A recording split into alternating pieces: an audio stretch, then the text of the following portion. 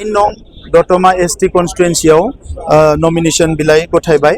आरो यूपीपीएल हान्जानि मिरु आफादनि थांखि बायदियै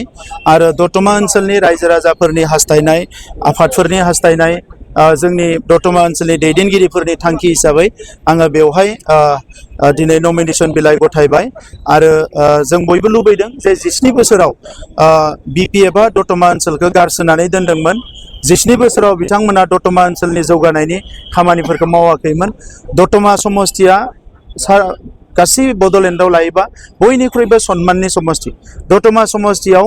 जोंनि गिबि बर' थामोनथानि थाखाय जांख्रिखांनाया जागायदोंमोन दतमा ओनसोलावनो बर'नि बिफाया जोनोम जादोंमोन बे दतमा समष्टिखौ जोङो बयबो लोगो नांनानै बेखौ जेरैखि जाया जौगानाय ओनसोल बानायनांगौ मानोना बेवहाय बड'लेण्डनिल' नङा आसामनिल' नङा नर्थ इस्टनिल' नङा सारा भारत आरो वर्ल्डनि मानसिफ्रा बेवहाय फैयो जे बर'नि जांख्रिथायखौ बुजिनो थाखाय स्टाडि खालामनो थाखाय दा बे दतमा ओनसोलखौ जुदि गारसोनानै दोनोब्ला बिनिख्रुइ दुखुनांथाव जेबो जानाय नङा दा नंखायनो जोंनि दैदेनगिरिफ्रा बयबो हास्थायदों जे बेवहाय सासे गोजौ थाखोनि दैदेनगिरि फैनानै कन्टेस्ट खालामनांगौ गेलेनांगौ देरहानांगौ आरो दतमा समष्टिखौ समायना रमायना जौगानाय समष्टि बानायनांगौ दा नंखायनो दिनै जोङो बेवहाय नमिनेशन फाइल गथायबाय आरो गाबोननिफ्रायनो जोंहा केम्पिंआ शुरु जागोन अलरेडि केम्पिं जाखानाय यूपीपीएल हान्जाया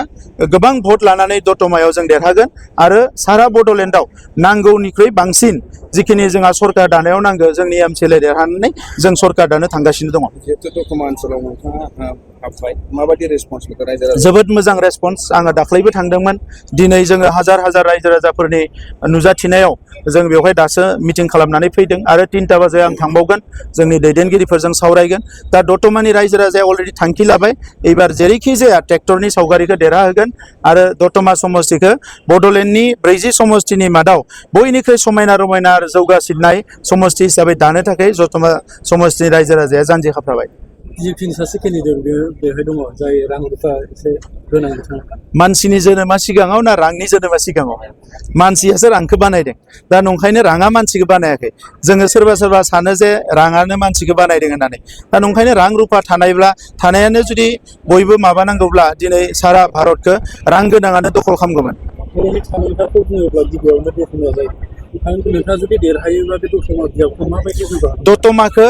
गोदो गोदायनिफ्राय जेरै हास्थायबोदों बेबायदिनो दतमा ओनसोलनि आइ आफा रायजो राजा दतमा ओनसोलनि माहारि आफादफोर बयजोंबो सावरायनानै दतमा ओनसोलखौ बयनिख्रुइ आदर्शबान आरो बयनिख्रुइ जौगानाय समष्टि दानायनि थाखाय जों खामानि मावगोन बिनि लामा सामा दालां स्कुल मेडिकेल इरिगेसन एग्रिकालसारनिफ्राय लानानै जोंनि सुबुं धोन जौगानायनि थाखाय जोङो बेस्ट अफ द बेस्ट पलिसिजों जों दतमायाव खामानि मावगोन मोननै बिजाबाबो सानै जाथि होननानै थांखियानो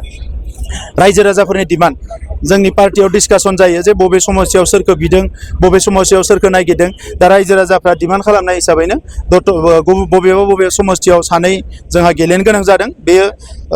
नियमनि गेजेरावनो गोलैयो दा नंखायनो साफ्रोमनोबो आङो दिनै जोंनि यूपीपीएलनि साफ्रोमबो बिजाथिनो आङो बयनिसिमबो गाहाम हामलायनाय बावदों आरो मोनफ्रोमबो समष्टिनि जोंनि हान्जानि मावथि बिबानगिरिफोर आरो रायजो राजानिसिम आं हामलायनाय बावदों फैगौ 22 तारिखआव जोंहा बिसायख'थिया जागोन आरो बेवहाय एबसुलुट मेजरिटि लानानै जों देरहागोन